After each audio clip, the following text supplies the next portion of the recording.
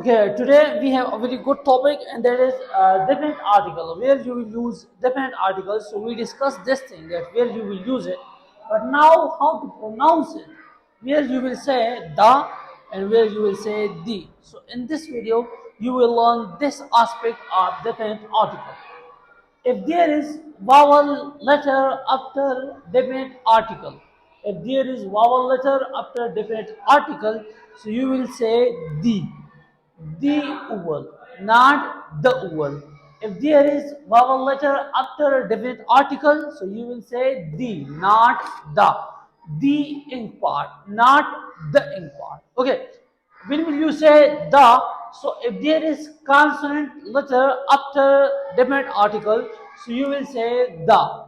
They are going to the house, not the house, because it is a consonant letter.